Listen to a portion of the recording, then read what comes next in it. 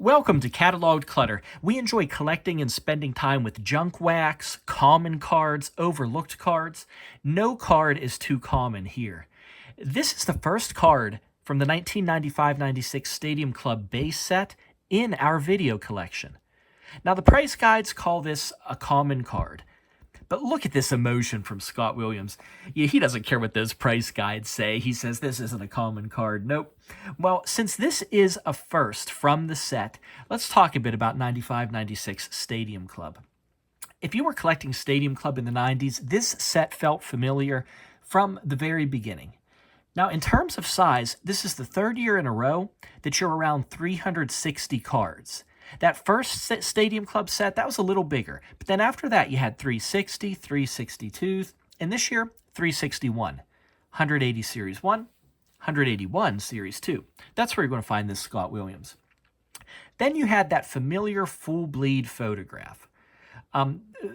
Very, very typical of Stadium Club.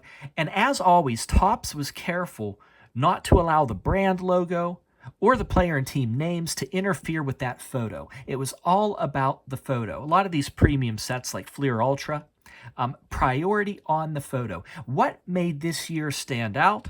Well, it was the addition of these blue beams, a little bit of blue right there, you see, and then these bursts of color, almost like comets, around that gold foil. That's how you know you have 95-96 Stadium Club. Now, also, as we came to expect from Stadium Club, the back was very busy. Very busy. This was typical of them. Conventional things on the back, you have your stats, little biographical information. But the design, it's a busy design. It really is. Unique feature, though, this season. These bar graphs here, what they did is they compared a particular statistic with that player's career high and career total. So take Scott Williams, for instance. Look at these rebounds per game. Just at a glance, we can see that the rebounds per game that previous season was the career high. Now, in fact, as this card points out, that 94-95 season, that was his first year as a 76er, and he set career highs for games, minutes, field goals, free throw percentage, rebounds, steals, and points. I mean, talk about a good trade, right? It was all about that increased playing time. He could finally make a mark in the league.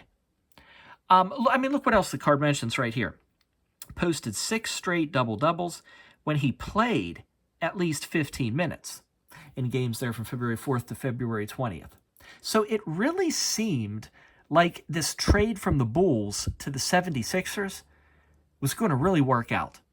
The momentum certainly was there. But, unfortunately, injuries. It really affected his time at Philadelphia. And so this remains a common card. But that's all for today. Simple, quick video, and a simple introduction to 1995-96 Stadium Club.